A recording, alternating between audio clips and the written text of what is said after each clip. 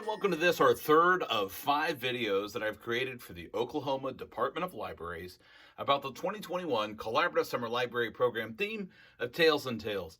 My name is Will Stuck, and I'm really happy to be here with you guys again for our third video. This time we're going to be talking about tweens and teens. We're going to be the 10-year-olds up through probably like the 17-year-olds. Now, again, just like I said in the last video, if for some reason this is your first time watching the video, but you want to know a little bit more about me and why I'm the one talking to you about summer reading, go back and watch the first 10 to 15 minutes of the preschool video, and you will find out who I am, why I care about summer reading as much as I do, and kind of my thought process on what I hope to accomplish by talking to you about summer reading.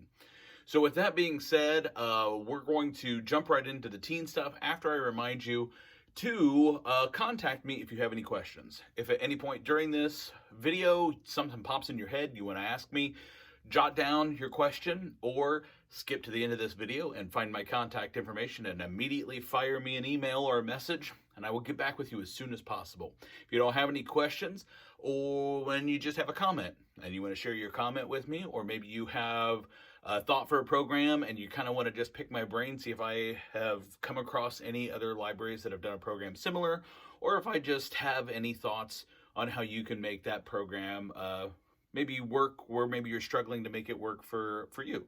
So anyway, any of those reasons you want to reach out and contact me, please do so. If you want to wait till the end of the video and do it, great. Jot your question down so you don't forget. With all of that being said, let's talk about tweens and teens. So before we actually dive in and talk about how the teen programming and the tween programming relates to the theme and how much you need to focus on getting your programs to really fit into that theme for the summer reading program to work with that CSLP theme, I feel I should talk to you a little bit about just kind of my overall thoughts on teen programming. Tween programming kind of, but more the teen. So we'll start with the tween just because, why not? They're a little bit easier. So I kind of have, besides my overall philosophy of libraries, each type of programming that I offered for a different reason. So for instance, when I did preschool programming, I knew that kind of the goal we were striving for as a system with preschool programming was basically to introduce not just to the preschoolers, but to their families, how much fun reading time can be. Look at all these great picture books we have. Look at how much fun we can have with our kids while teaching our kids reading skills and pre-reading skills. So preschool programming, those story times were more there just to go, hey, look, books, fun. It's an option. You should use it. When it came time for school-age programs, so we're talking maybe like our first graders through like sixth graders-ish, the whole focus kind of changes, or at least it did in my opinion. So my hope was that by kindergarten or first grade, hopefully they already appreciated books. It's a weird thing because what I typically found was once reading became a job, so as soon as they had to start doing book reports and stuff at schools, then that's where we started seeing whether we were losing readers or not. Not with all kids, but with a lot of kids. Once reading went from being, oh, fun picture books to, oh, I have to actually write something about what I read. I'm not just reading for fun anymore. That's where those reluctant readers seem to really start being generated.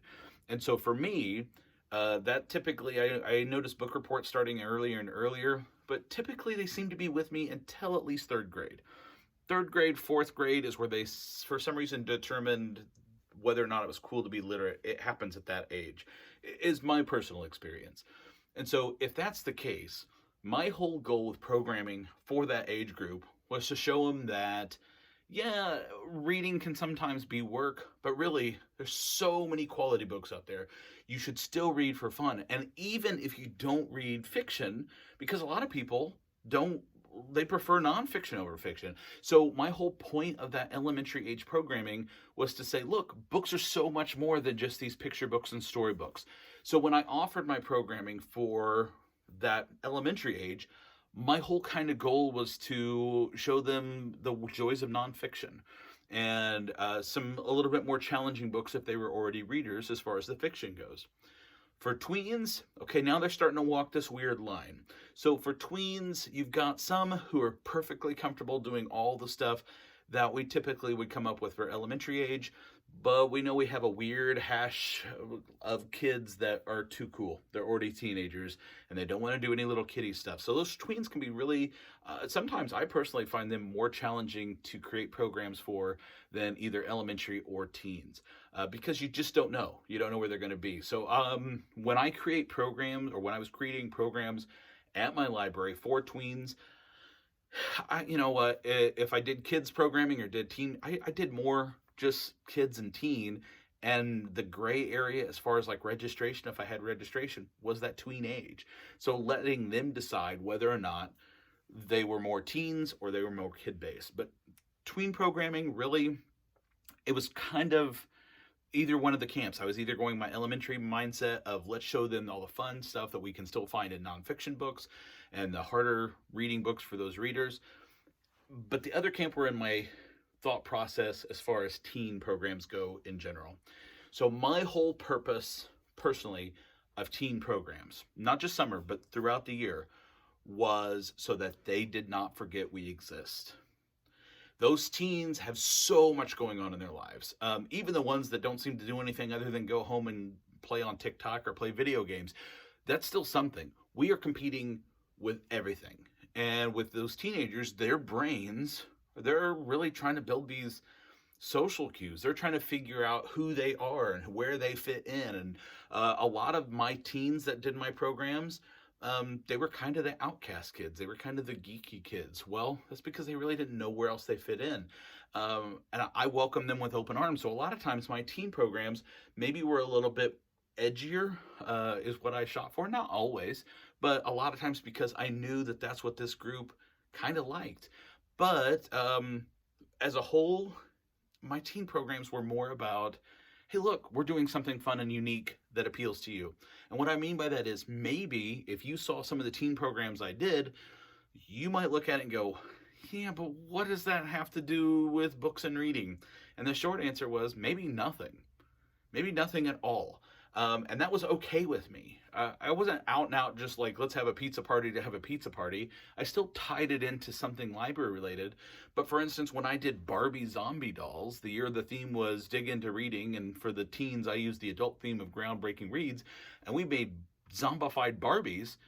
What do Barbie zombies have to do with books or reading? Yeah, we could probably find some craft books that tie into, like, I don't know, toy modification maybe, but really I wasn't trying to make it fit into this whole library books reading thing. Fortunately, we can get down the whole coding and technology aspect now without people having to question why the library is doing that, because we've created this whole makerspace revolution going on, which is kind of awesome. But really, my goal was just to offer these teens that were looking for somewhere to go where they would fit in stuff. I wanted them to see us so that when they got to be adults, if they made it through this busy part of their life and they visited me at the library during that time, I think they're going to be with us forever. Even if they have kids or don't have kids, I think they're going to raise readers if they have kids. If they don't have kids, I think they'll be adult library patrons. And even if they quit reading, if they never liked reading at all and they just like the programs and they grow up to be adults, hopefully, you know, in all of those memory building experiences we have as teenagers, they've got in their head, oh, you know what? I really like the library. I really fit in. The librarians were great. They worked with us. They talked to us. They came up with programs. They were offering us things so that even if they're not growing their own readers or readers themselves, they're supporting libraries. So really, I'm telling you that in case I tell you some ideas in this video that make you go, what does that have to do with books? Maybe nothing. That's kind of the whole point. So that's where I'm coming from when it comes to this teen programming. And so like I said, with tweens, I was focusing more on my goal for elementary. I was focusing on my goal for teens and letting the tweens decide where they fit in. And so with all that being said, let me talk about the actual theme.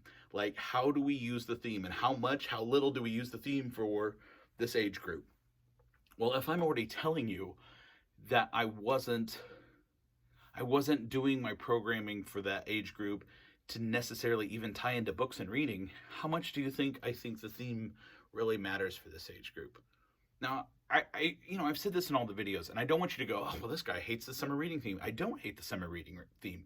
I love having the manual. I love the fact that the whole country's on the same page and we're all, it looks like we're working as this one big unit to promote books and reading. I love that aspect. And the manuals are there to help us. It provides us with some creative programming ideas. So, and all the resources that come with those CSLP themes. But I just know from my years in the library and doing library workshops, I have seen way too many programs just be like, oh, it's got to fit into books and reading. It's got to fit into the summer reading theme. And to do so, we've just made some bad programs because, well, that's what happens. So how much do I think the theme matters for the teens? Probably not a whole lot. Should you use it? Yeah, why not? Why wouldn't you? You've got all these resources. You might as well tap into some of them for some of your programs. But don't feel like you have to do every program that way. Do whatever you can to reach them. So that's my biggest secret. Here it is. Ready?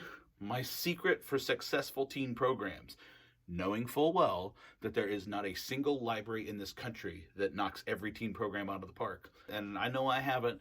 I can tell you what I felt led to the most participated in teen programs. And those systems, those libraries that do really, like you would look at them and go, wow, they've got a really successful teen program. I really think the common factor, it is not whether or not you have a 3D printer. It is not whether or not you have coding software. It's not whether or not you have a gaming system or a teen area or all that. I really think the key across the board for successful teen programs is you have to talk to your teens. Because the thing is, even if you're a cool, young, hip teen librarian, you're not as cool and hip as they think they are.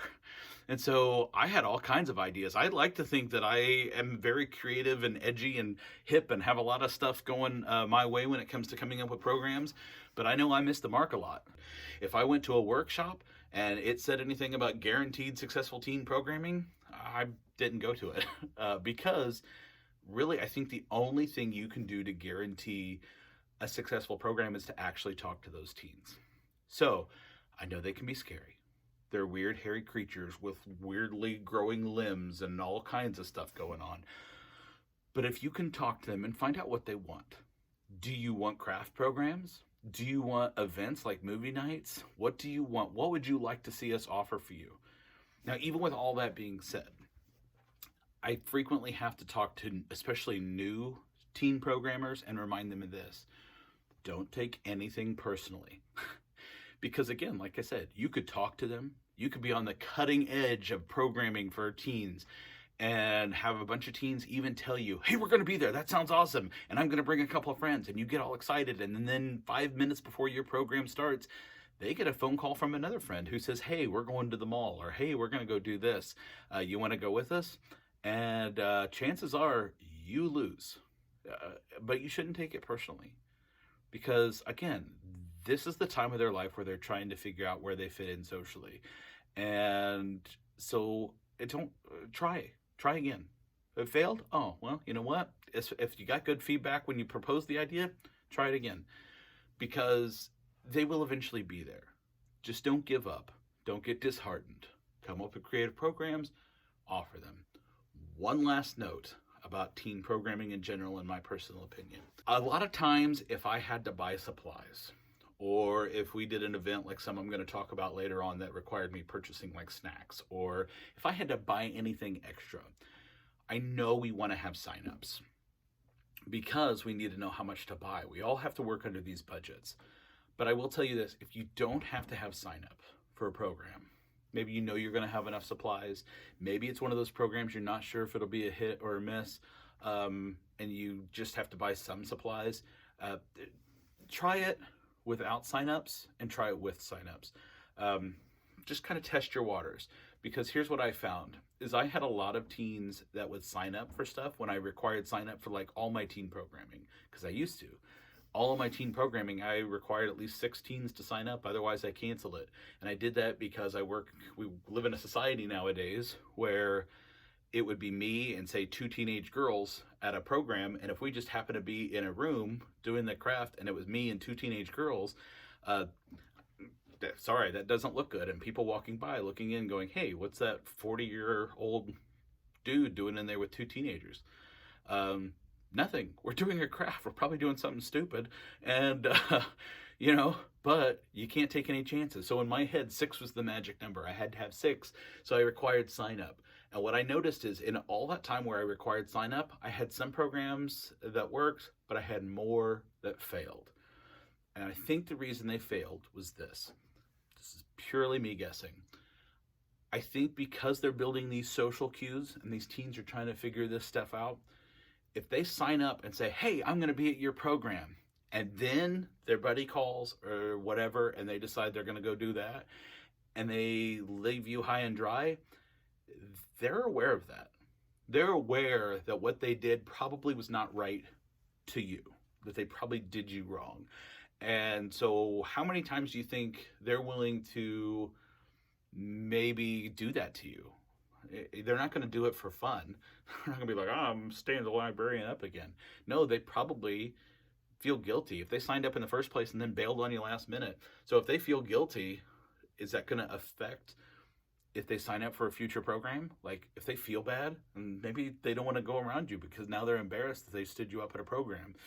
So I understand if you have to have sign up, yeah, require sign up. But with this age group, I think it's almost better to, hey, drop in if you can. If your program allows you to do it, I think that's the route you should go with your teens. You're not as disappointed if you have a lot of signups and then no-shows. And sometimes you can be pleasantly surprised. And I might mention one of those down the road. So those are all my thoughts on teen programs. And I know I mentioned my thoughts on summer programming in the teens and the Tails and Tales theme.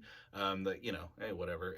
You use it. Use the stuff. You got the resources. It'll help you come up with some programs. But do you have to? No.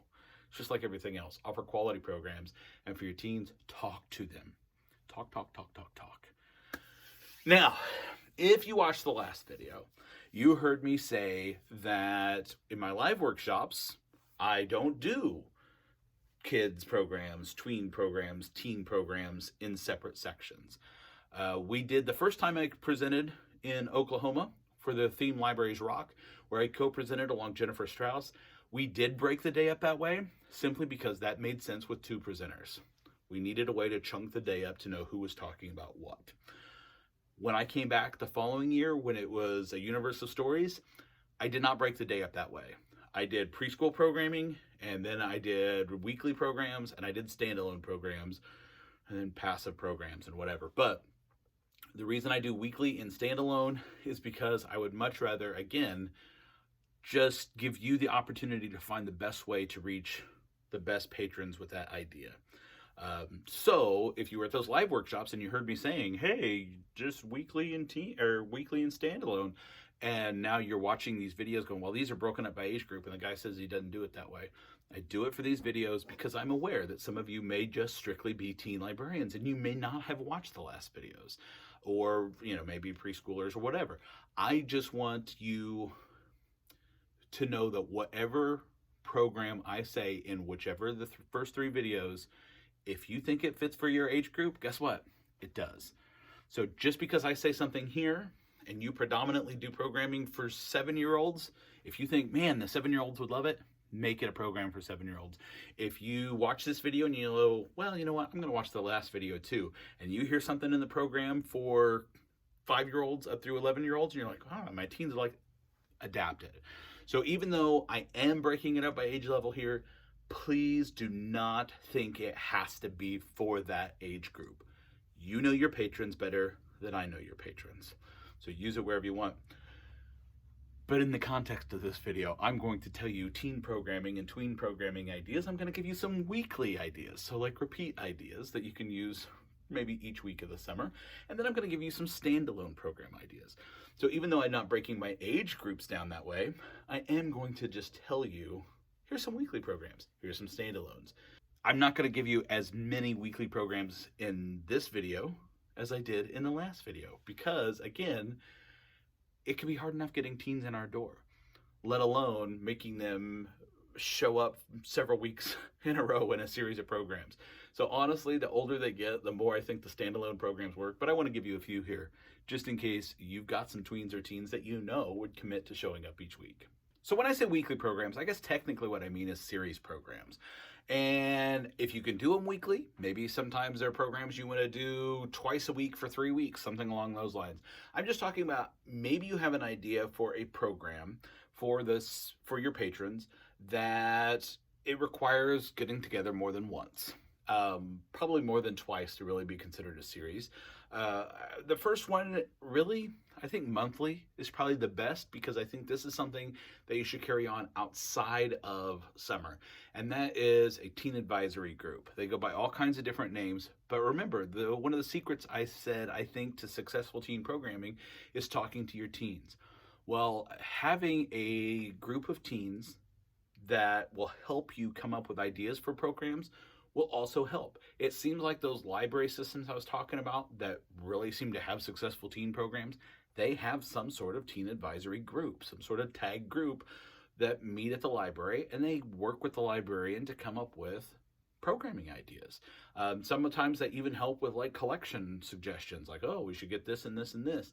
Talking to this age group will really help. So if you can get a teen advisory group going, go for it. I will tell you this. I never was able to get one going. In my 20 years of doing programming, 21 years of programming, 17, 18 years of being in charge of my own department, I still couldn't get a teen advisory program going. And I tried. Boy, did I try. Several times. But I think my biggest hurdle was the fact that as a destination library, the only destination library in our system that wasn't just nestled in a neighborhood, it required kids having to be driven to the library for my programs. And while they might show up for a particular program, getting them to show up for a meeting, that's my only guess as to why I couldn't get my teens to do an advisory group. I had successful programs, but man, I couldn't get an advisory group off the ground to save my life. However, in our system, there are 3 neighborhood libraries, and they have a little bit better success of that. I think it's because there's that ownership and the kids can walk themselves to the buildings. So keep that in mind.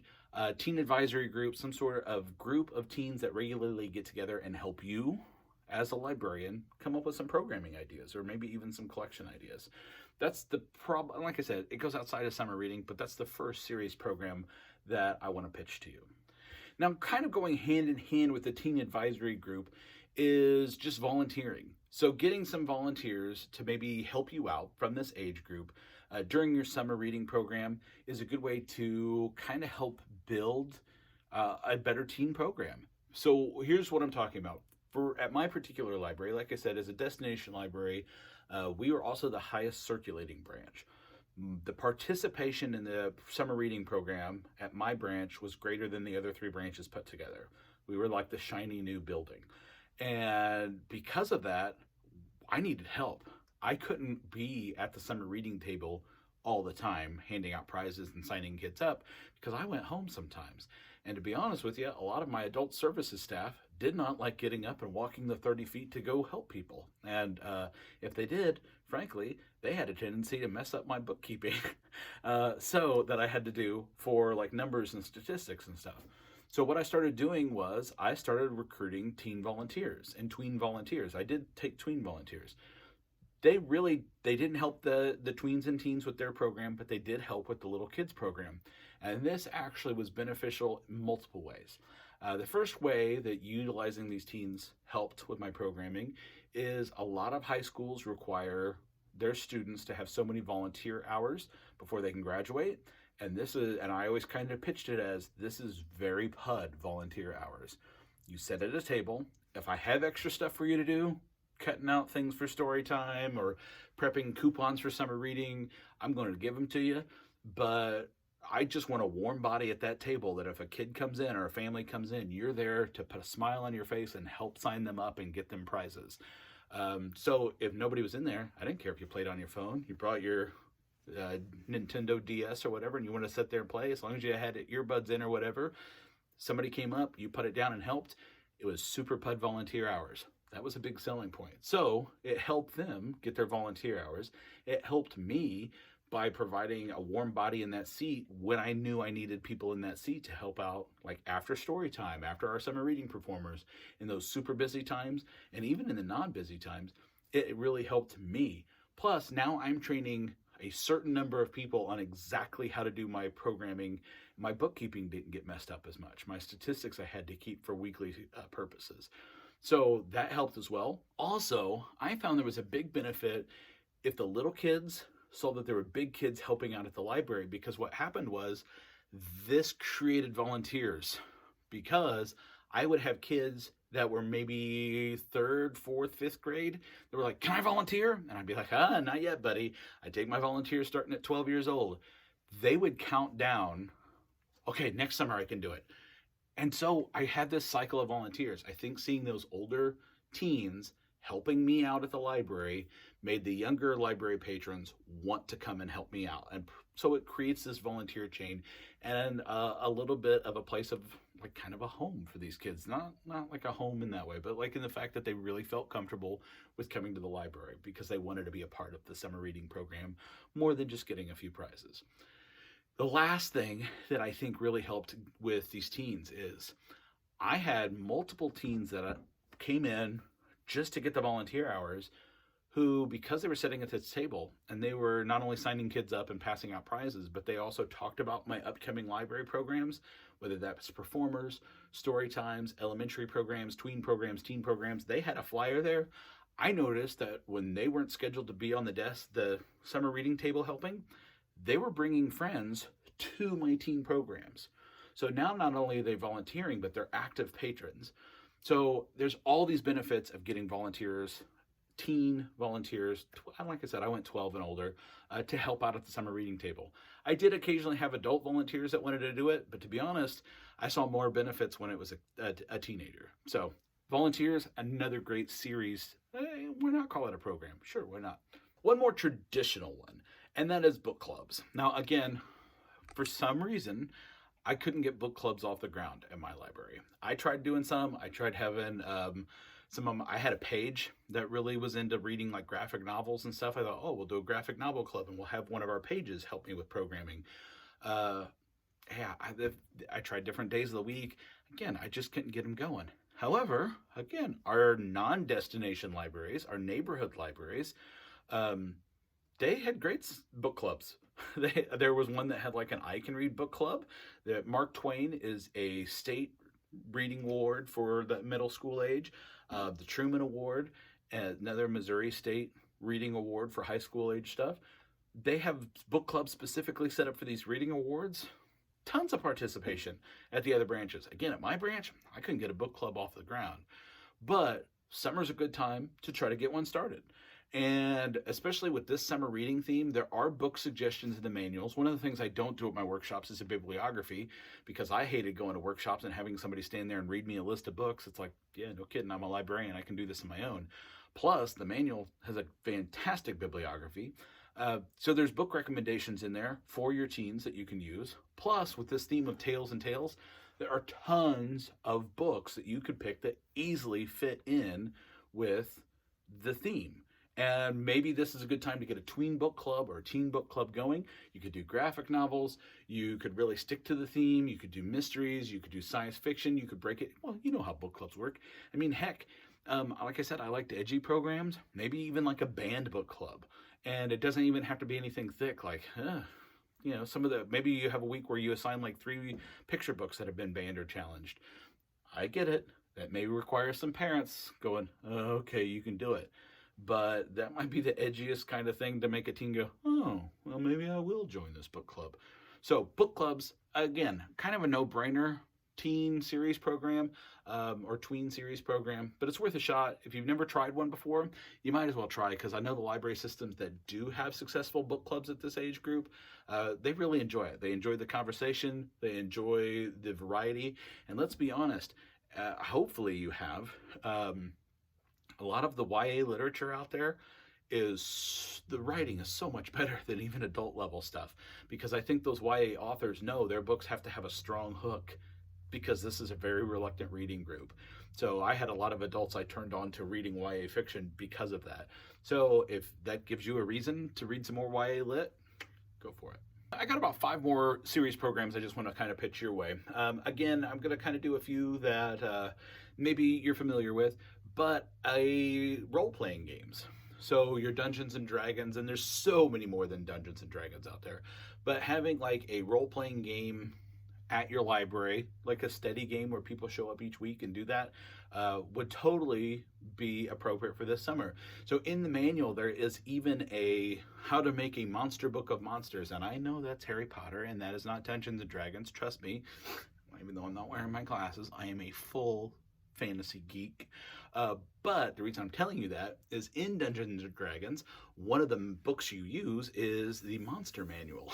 And so you could almost even do, if you had a regular D&D group, you could have an extra meeting where they get together and maybe they turn their monster manual into a monster book of monsters and combine that program in the manual along with that particular craft. That might be kind of fun. But having these kind of repeat like role-playing game nights, they're really fun to do. And like I said, it's more than D&D. There are superhero role-playing groups. There's straight like historical fiction kind of stuff, like Victorian England. There's werewolves. There's horror stuff. There's so much stuff that's out there as far as the role-playing goes. Now, if you don't feel comfortable doing that yourself, well, again, this is where maybe you have a teen advisory group or you know a teen that does do that and they just want a place to host the program.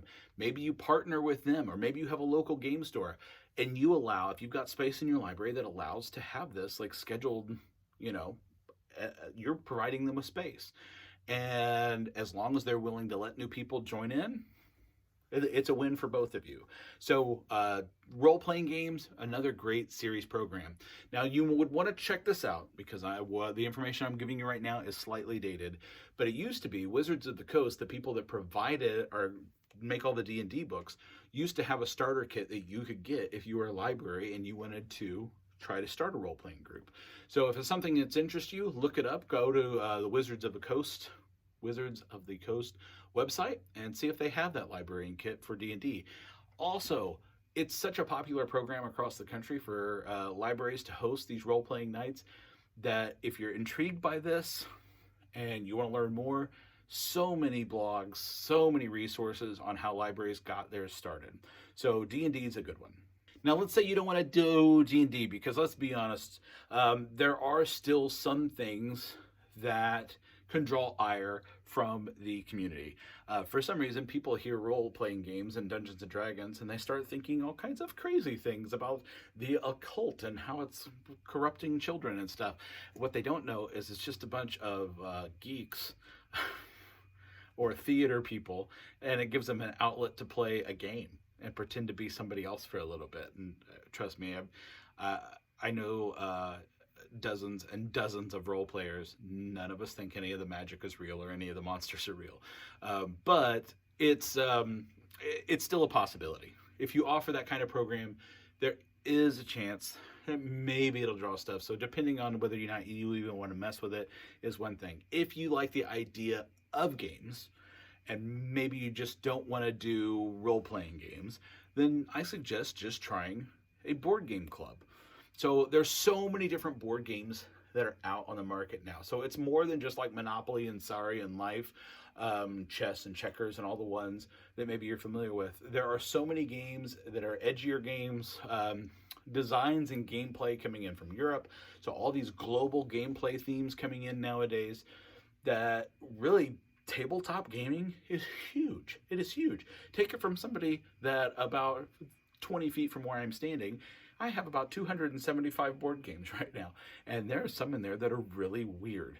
But there's some that are really outside the box. Games like Pandemic, where your team of players, you're not trying to beat each other. You're trying to save the world from global pandemics. So maybe that one's a little too hot button for this year.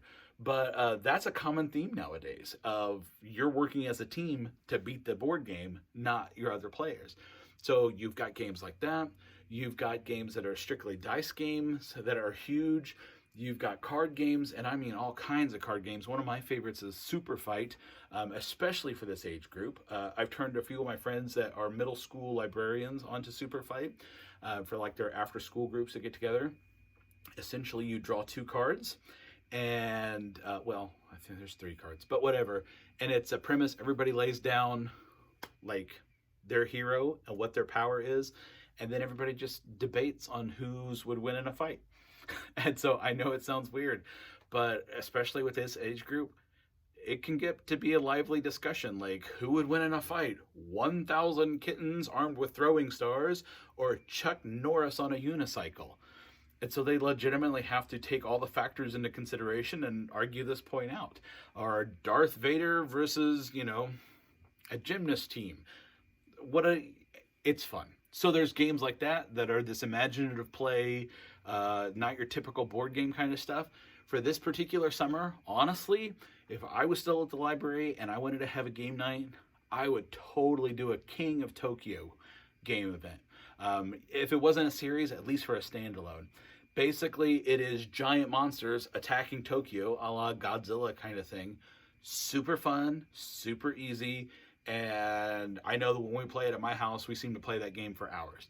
So really, really fun. Plus, they're giant monsters. It totally fits into Tails and Tales because these are creatures with tails, a lot of them. So you don't want to do role-playing, but you still like the idea of a repeat game club that gets together. People could offer to bring it, like sign up to bring games and teach people how to do it. So then there's helping communication skills. These board game nights are really fun. Or at least try like a board game morning and just invite in a bunch of teens and you've got some different board games for people to play. Oh, one night, Ultimate Werewolf just popped into my head. Awesome game. While we're talking about games still, I also want to talk about Pokemon. Now, I know what you're thinking. Some of you are probably going, oh, Pokemon, that's so old. Well, a few years ago when Pokemon Go started up again, it got big again. And then it started drifting off the map. And as the father of a high schooler and a middle schooler, it's one of those games that does this. So even though Pokemon, the card trading game, is still alive and well, if you don't think it is, check it out. It's still going strong. Pokemon Go is one of those games, it goes through waves. So look into maybe a Pokemon club where they get together. Maybe they just play the card game. Maybe they actually play Pokemon Go and have like battles and stuff with their Pokemon on their phone. At the library system that I worked, I was really excited. We had a library employee who did zero programming. She was an adult part-time circ staff when she started, and she didn't do any programming at all. When Pokemon Go came out, she was such a die-hard Pokemon nerd, she asked if it would be okay if she did a Pokemon program. And I said, sure, what do you want to do? And next thing you know, it went from being just like a 1 hour get together that it's like a monthly couple of hour event where there was a craft that was related to Pokemon. They would have a Pokemon cartoon showing in another room. There would be people playing the card game. There would be people playing Pokemon Go. And it was this big event, and it still was up until the pandemic hit. Hopefully that's one that will rebound. So Pokemon, does it fit with Tails and Tales? Yeah, totally does. So Pokemon is another way you could narrow down your focus on like a game night and still provide a unique gaming opportunity or library event that maybe you've never done before. Two more quick repeat series programs you might offer that I've done in the past that really work.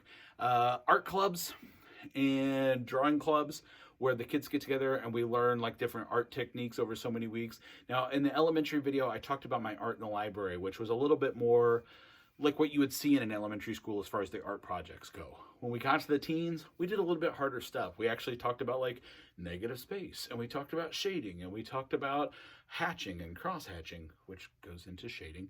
But we talked about all kinds of 1-point perspective, 2-point perspective, 3-point perspective. We talked all these, we got a little bit more technical because by the time they got to high school, they normally really loved art. And it was kind of a nice format for us to get together, not only to learn how to draw and to practice our drawing, but to show our drawings to other people, because a lot of times people that create art, sometimes we can be secretive, but we'll maybe share our drawings with people that share the same passion with us. So an art club, and it would be a really fun addition for summer. Now, do you have to tie it into Tails and Tales? No. Could you? Of course, you could always do everything that has to do with like drawing animals. Check out some of those Draw 50 books from your shelf, like the Draw 50 Cats and Draw 50 whatever. Work on those. Everybody sits down and tries to learn how to draw using one of those techniques in the book. So an art club's really good. Last series program, because honestly, like I said, sometimes with these teens, it's hard to get them to show up even once, let alone for several in a row. The other one that I really had success with teens showing up multiple times, and we did this in every other month. So could it work in the summer? Yeah, definitely. You could even maybe try it once a week in the summer. we had a cooking club and or a cooking event, and the teens would sign up, and every other month we would learn something new. Now, while I look like this, and you might think that I was the one that taught it, I didn't. I actually reached out and was able to get like a local chef to come in and help me out. When he couldn't do it anymore because he left town, I found a local caterer who was willing to come out and help me out. But I did have the teens that signed up for that one because, again, we had to buy supplies, and I couldn't have food going bad. I wanted to make sure we had the stuff. I did make them sign a waiver because we did use knives and we used cutting boards, and I didn't want anybody to get hurt. And I know if you're thinking, well, how do you do a cooking program at the library? Well, there's all kinds of ways to heat up foods if you have to heat up foods, that you can do it safely in a library environment. Get approval from your administration first, or whoever your building supervisor is. But we focused a lot on knife skills, like how to chop and how to dice. One of the best ones I remember, or at least I enjoyed it, was when the kids learned how to make mayonnaise. No, not just opening the jar, but like the actual eggs with the olive oil. And it was funny because the caterer that did that one gave them all a whisk and said, you just got to whisk and slowly add, and you whisk and whisk and whisk. Those kids, their arms, it hurts so bad to keep doing this. But they did it. Once they saw that change of the eggs, olive oil, and a little bit of lemon juice go from that into looking like mayonnaise, like they got excited. And then the caterer was talking about how you can season it with different stuff. And the kids got excited by that. And then the best part was when he said, now when I do that and I make my own custom like mayonnaise type sauces, I just use a food processor. To see all those kids go, we could have used a food processor. Anyway, it was really, really fun. So a cooking club has real possibilities. If you've got a staff member, you think you can teach it, great. If you're worried about food allergens, that's something to find out. That's another reason to do signups. So maybe if somebody in your group has a food allergen, that's not something you work on in that program, or you let them know ahead of time, hey, this week we're doing this. So it's up to them and their parent whether or not they actually show up for that week, should you have to have a certain allergen present. So cooking clubs, all of those series programs, all of those weekly programs, maybe not. I only say it because, again, we're competing with everything else. Asking them to show up several times in a row can be hard. With my teens, I found the best bet was to grow your teen program. Get those tweens, get those upper elementary kids to be looking forward to when they can participate in the teen stuff. So let's talk about some standalone program ideas. So quickly, I want to touch on 3 that I did mention in the live workshops, just because they were so successful on my end. And I've heard from other librarians that have had such success with them that I want to share them with you, again, just in case you weren't at the live workshops. The first one is a trivia day. Now, for me personally, I did a Harry Potter trivia event, and I did it for 11 years at my library because that seemed fitting. If you remember, if you were at the live workshops, this is the part where I cried at the end because I was talking about how programs like this can really have an impact. I saw repeat kids, like kids that grew up and were now adults that came back to do my big alumni tournament. But a trivia event or like a half-day event for this age group can be fun. So maybe they can't commit to coming several times, but maybe they have a Saturday free or a Saturday morning and they can come hang out with you for a few hours and do something. So trivia contests are fun because, especially at this age group, they like to prove that they know more than everybody else because teenagers, they think they know everybody more than anybody else already.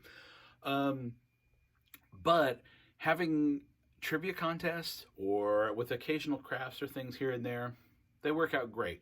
So pick a book series or a movie series or whatever you want to do that you feel you can create enough trivia content for. So at mine, we actually broke the kids up into we had 56 kids. We broke it up into 8 teams. And then after the first round, we went from 8 teams to 4 teams. And then the last round, we went 4 teams, So we just narrowed it down to where it was the last 2 teams competing against each other.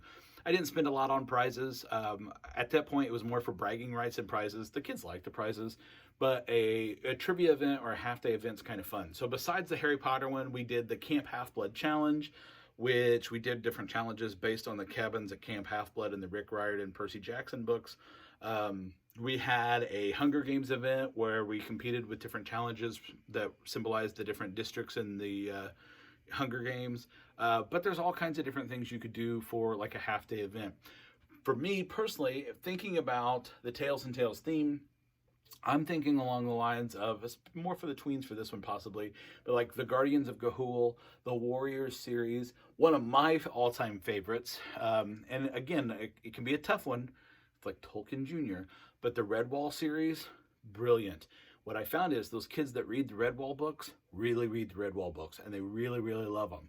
So if that's a series that you know is popular, having a whole Redwall event with like Redwall trivia, maybe different physical challenges and stuff that have to do with Redwall. You could even have like some snacks inspired by some of the foods, because those are the scenes that Brian Jakes wrote about that like my stomach growled every time I read some of those, because he spent 3 pages describing food at a feast. It was ridiculous. But those are some book series that maybe I would turn to for a half-day event. One of the other 3 that I mentioned at the live workshop that I loved was the library lock-in. So for my teens, I had an after-hours overnight lock-in at my library. And this is one of the ones where people would go, what's that have to do with books and reading? Probably nothing. In fact, I know it was nothing. My whole thought was, hey, wouldn't it be cool for a bunch of teenagers to hang out in the library after hours in the dark? We'll play hide and seek in the dark library. We'll watch movies. We'll hook the Wii up to the projector in our little room downstairs. We'll play. It'll be fun. And it was. And it was a big success. I will tell you the downside to overnight lock-ins. So if it sounds good and it's something you want to try, downside number 1, make sure that you have a staff member present that of each, a male and a female, because, drama, whatever. And if you have to have more than one person there, well, you have to make sure that that person has no problem staying up all night, because as the employees, the supervisors, the ones in charge, you cannot go to sleep. You need to be awake. And so for me, I kind of quit doing the overnight lock-ins because of that reason. The first few years, I had a volunteer intern from the local university that was working with me who helped me out and did the female companion to me doing the overnight lock-ins. And then I had a page after that, and we had another library employee after that. And then the girl that I hired to take my place at the library, she worked with me for like 4 years. But turns out that she, after a certain time period, let's say 10:30, was not fun to be around. And so, and that's her words and the kids' words. And so we decided to quit doing overnight lock-ins, and we started doing after-hours events. One of the other downsides to the overnight lock-in, before I talk about after-hours events, is they can be pricey. We typically did from 8 p.m. till 8 a.m. on a Saturday night, and then that way their parents picked them up at 8 a.m. on Sunday. And feeding kids, teenagers, for 12 hours got pricey. We got some local pizzas donated one time, which really helped.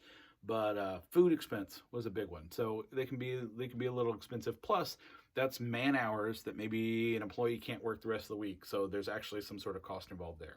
So that's for the overnight lock-ins. The after hours, considerably cheaper, because honestly, we didn't feed them. So we saved that expense. The after hours events typically went from like 6 till 10:30 or 6:30 till 10:30.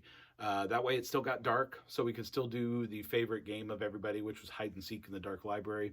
And but we also found that by doing the shorter time frame, that we could actually theme those. So we started doing like a mystery night. So some of the games and activities we played were actually things like the murder mysteries in a box kind of kits. So we had a lot of fun theming the whole program or the whole evening around a certain theme. One night we did like monster movies, so all of our games tied into like monster-y kind of things. But overnight lock-ins and after-hour events always were a hit. It seemed like every year when we tried to do one. Or actually, we got to where we're doing 2 a year. But always a hit. Last one is the Make Fun of the Movie event. If you have Movie Licensing USA and you have the rights to show films in your library, we used to just show movies for the teens. And I would do things in the summer like, the library is air conditioned.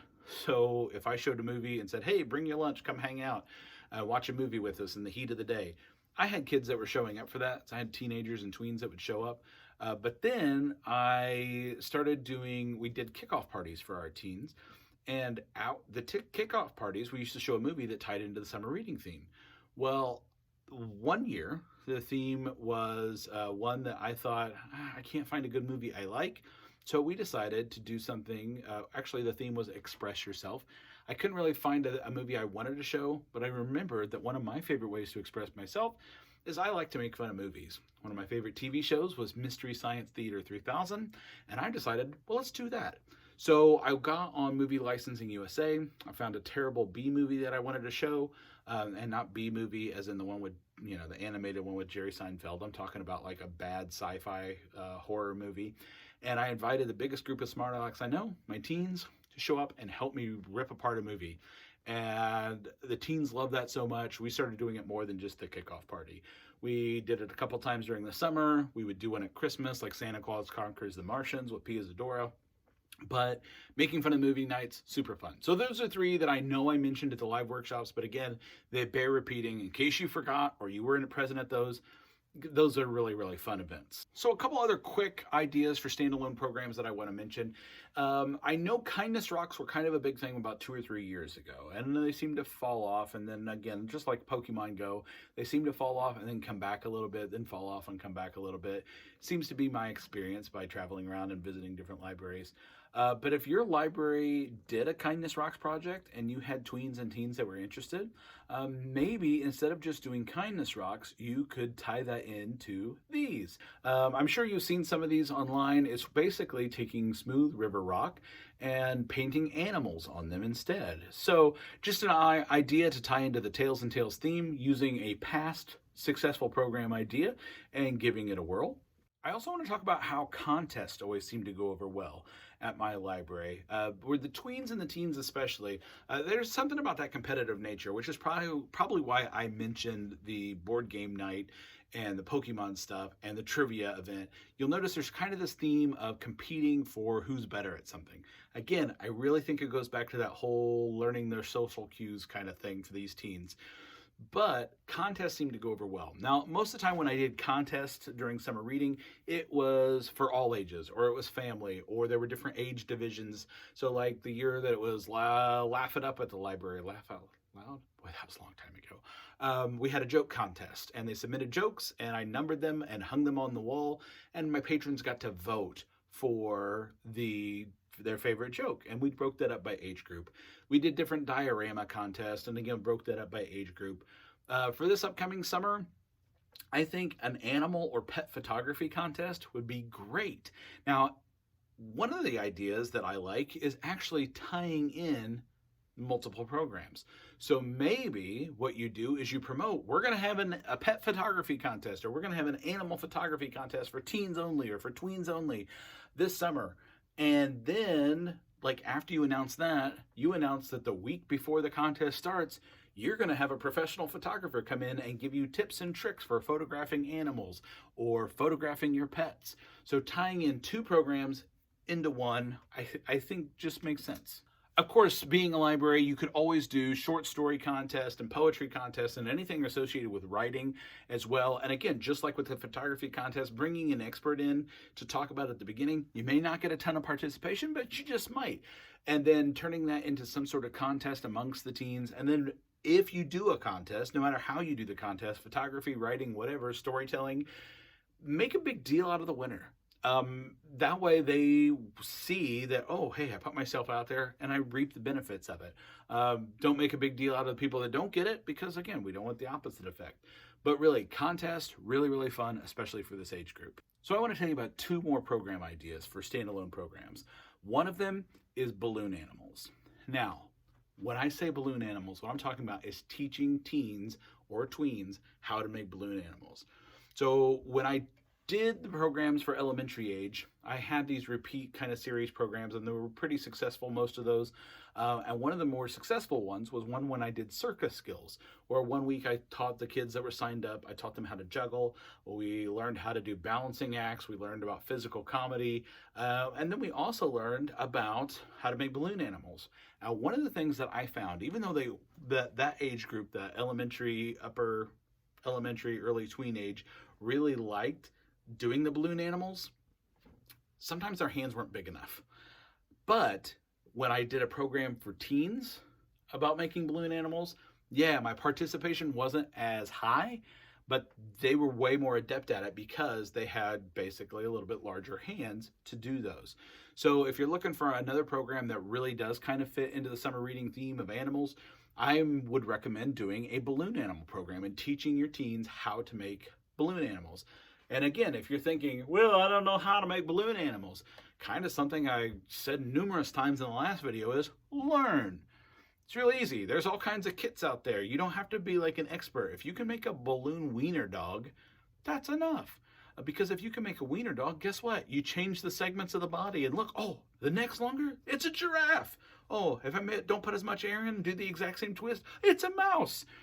Take it from somebody who does balloon animals. If you can learn 1 or 2 basic bodies, it's just a matter of changing the segments and you can make a whole bunch of stuff. Teach yourself how to do it, or find somebody who does know, who's willing to come in to teach 1 or 2 balloon animals to your teens or your tweens. Okay, last one before I show you the craft. A little backstory on this one. When they first started building that new library that I moved into, we were in a temporary location, and that was shortly after I was made manager of the department, of the children's department. And I did all the basically pre-K programming through adult programming anyway. And I was told that I could do kind of whatever I wanted by my administration, as long as it was within reason and didn't, bring negative press to the library. And can't guarantee that happened on all of them. But one of the programs I did early on when we were in our temporary building while the new one was being built was I did a Fear Factor program, because it was a kind of at the height of that TV show being popular, with Joe Rogan hosting it. And a lot of times they had to do gross stuff like eat disgusting things, or put their head in a box filled with tarantulas and stuff like that. Well, I knew I couldn't do the box of tarantulas, but I could do some other things. So we did a few other Fear Factor things, very tame, like showing pictures of, scary stuff and they had to look at it, or especially if I could find out it was something that scared the kids, put on a blindfold and then, or reach into a box and they had to touch something, and it would be something harmless. But at a Fear Factor program, your brain goes somewhere else. But one of the things we did at the Fear Factor program was I did have something gross for the kids to eat. Now, we had something that was a little spicy, not a lot spicy, but a little spicy at the time. But I also, I learned about entomophagy. And entomophagy is insect eating. And I learned, I basically opened a whole new part of my brain that I never even thought about how in the United States and in Canada and in a few European countries, really are about the only places where insects are not consumed as food on a regular basis. But globally, insects are looked at as a major source of protein and as a food source. And so I started learning about eating bugs, because I thought, it'd be fun if I could make them eat bugs. Then I found out, yeah, why not? I could. I didn't have to make them, but I could have that as an option. And so we did a bug cooking, or I had some stuff for them to eat. I had dry roasted crickets and I had some mealworms. So the first time I did it, it was part of a Fear Factor program. But it was so much fun, and I was so intrigued by all the stuff I learned in researching just for the Fear Factor program that I did my own entomophagy program. And it was more of an all ages event, but you totally could just do this for tweens and teens. But at this entomophagy event, I talked about bug eating. And I mean, you have to do it in your advertisements and your PR for it so they know what they're coming into.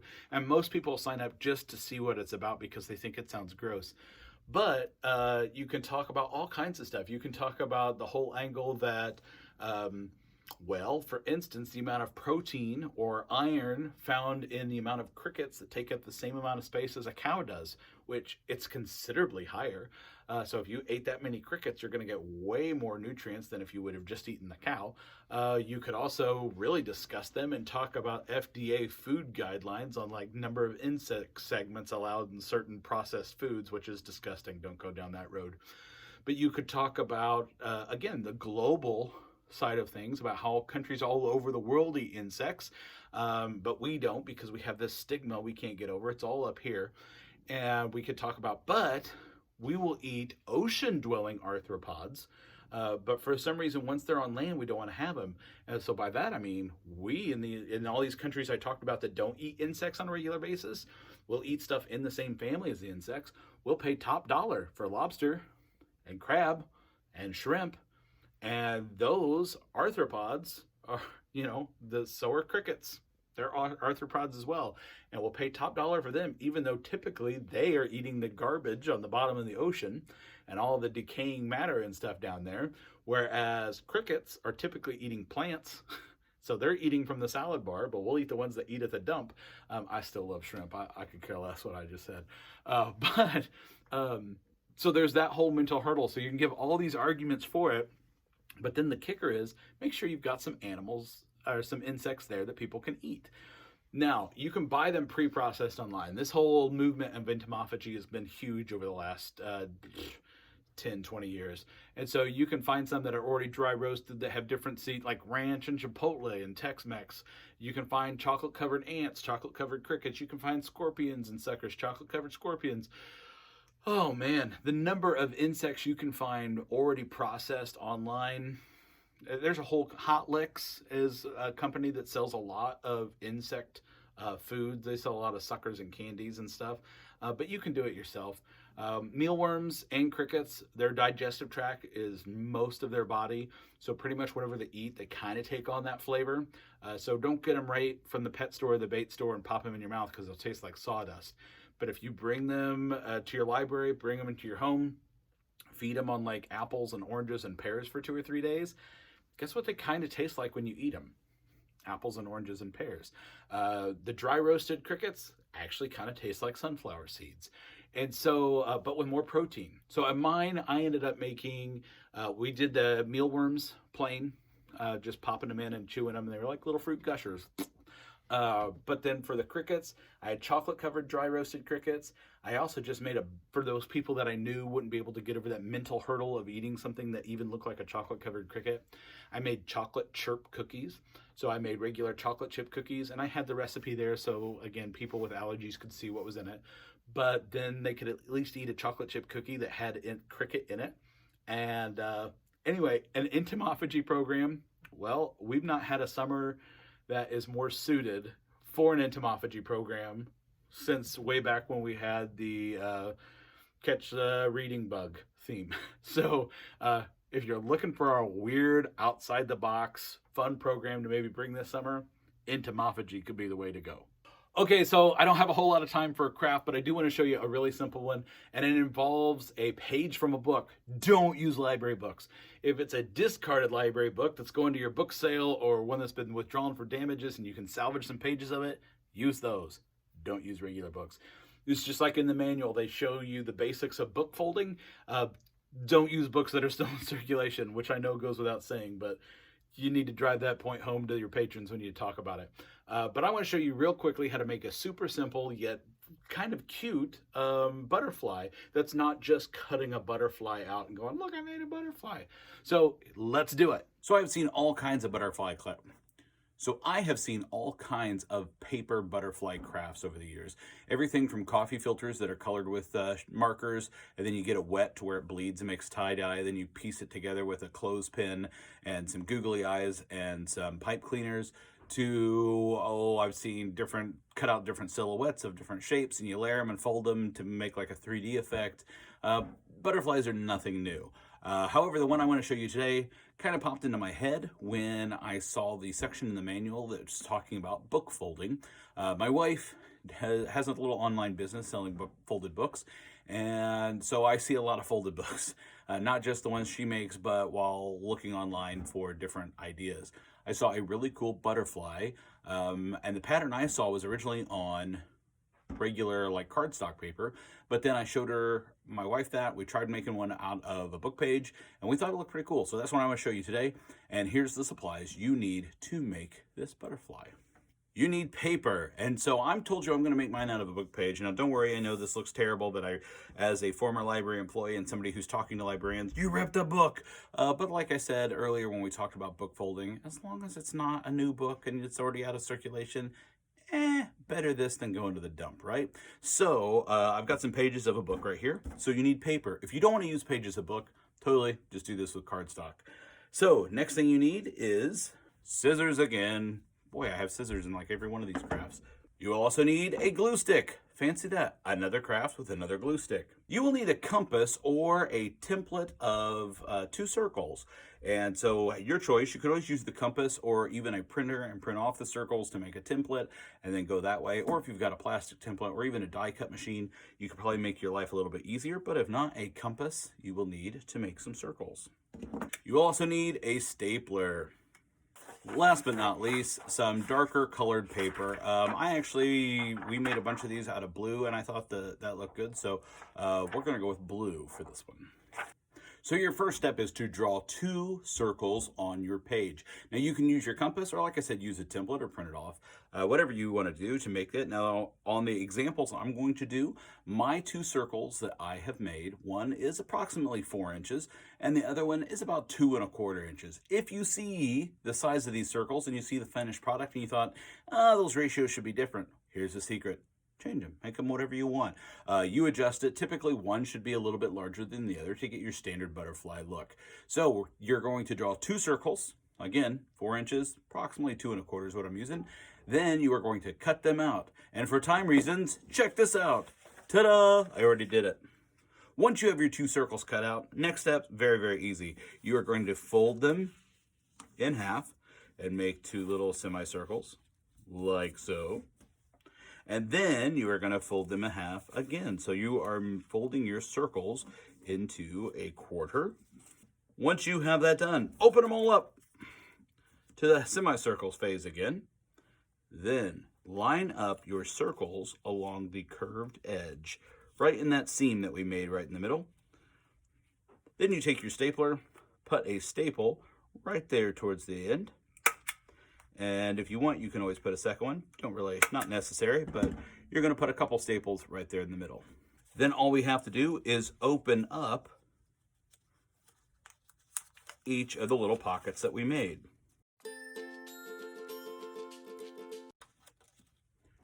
Like so. Now, what we needed the dark paper for was to make some antenna in there. So you're going to take your darker color paper and just cut a thin strip, however long you want the antenna to be. I'm going to just eyeball this, and we're going to shoot for about 4 inches in length. Now you could just fold it in half here, that's the next step, is fold this in half.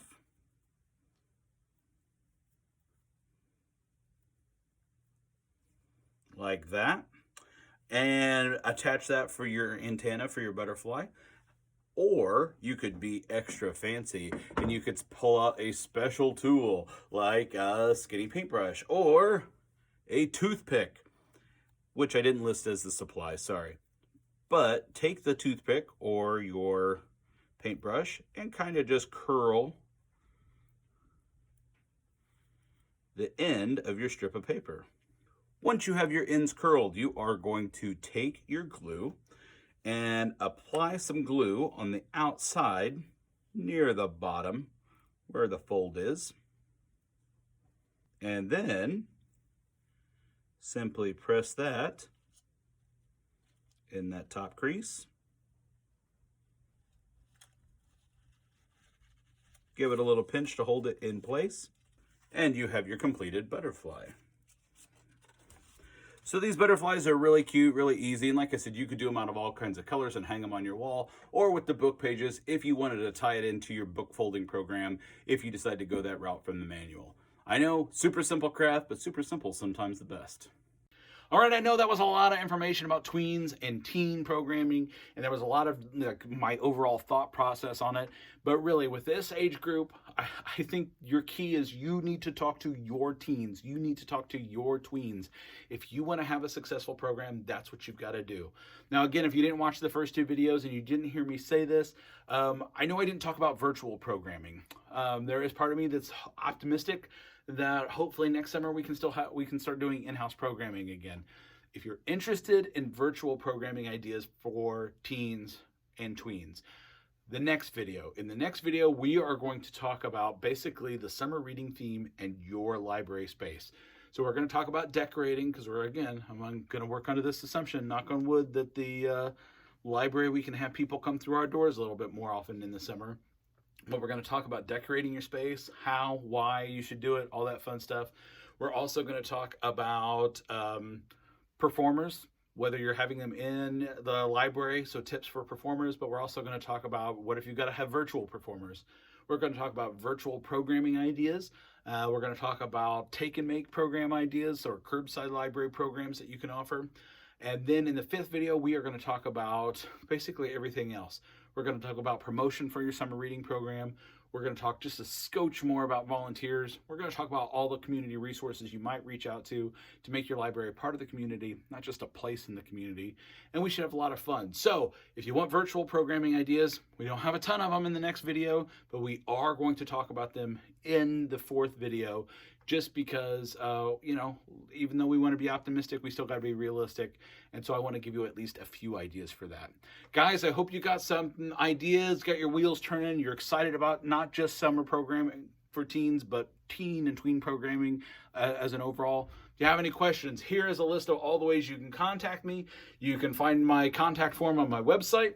You can contact me directly via email at willstuck@willstuck.com. There's all the social media places where you can find me. Send me a message on any of those, or you can call the phone number at the bottom. Just be aware it will most likely go to voicemail, but I will get back with you as soon as possible.